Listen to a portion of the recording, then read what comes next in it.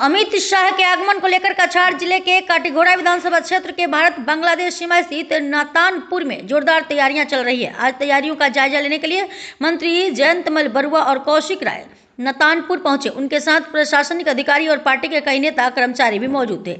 जानकारी के अनुसार आगामी 20 फरवरी को गृह मंत्री Amit Shah vibrant village programme के एक महत्वपूर्ण कार्यक्रम में भाग लेंगे। सभा की सुरक्षा सुनिश्चित करने के लिए प्रशासन पूरी तरह सतर्क है और व्यापक तैयारियां की जा रही हैं।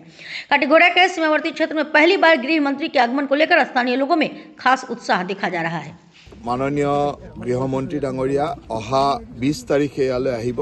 19 तारिखे रातिये तेखेते बराक भेलीলৈ आहि पाब और शिलचरत राति कटोৱাৰ পিছত रातिपुৱা 10 बजात ইয়াৰ ওচৰৰ বিঅপিটোলৈকে আহিব আৰু ইয়াত এখন ৰাজহুৱা সভা সম্বোধন কৰিব।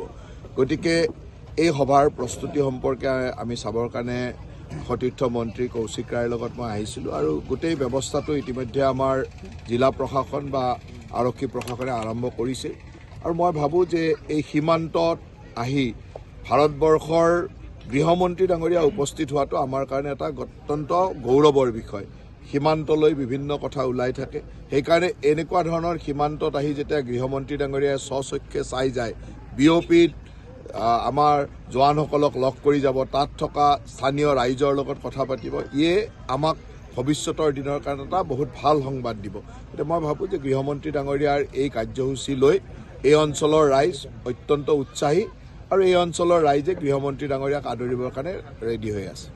কিমান মানুহ হ'ব বুলি আশা ইয়াতে অতি কমেওতো 50,000 মানুহ হ'বই, কাৰণ এই অঞ্চলৰ ৰাইজৰ যিটো উৎসাহ দেখিছোঁ, আমাৰ দলীয় সতীৰ্থসকলে গোটেই ব্যৱস্থাখিনি আগবঢ়াই লৈ গৈ আছে। তাৰ উপৰি গোটেই এই অঞ্চলৰ ৰাইজৰ উৎসাহটো দেখি মোৰ লাগিছে যে 50,000টো মিনিমাম মানুহ হ'ব আৰু বাঢ়িবও পাৰে। ইয়াত গোটেই কথাটো হ'ল যে ওচৰৰ মানুহে যি ধৰণে হিলদল ভাঙি ওলাই অহাৰ এটা পৰিৱেশ দেখিছোঁ, ৰাইজ বাঢ়িব পাৰে, কিন্তু 50,000 মানুহ ইয়াত হ'ব। আৰু এটা কথা আছিলে, লাষ্ট আমাৰ ইয়াতে মহিলা উদ্যমিতা প্ৰগ্ৰাম হৈছিলে চিএম ছাৰৰ, তেতিয়া আমাৰ সাংবাদিক মানে যিবিলাক আহিছিলে বহুত প্ৰব্লেম হৈছিলে।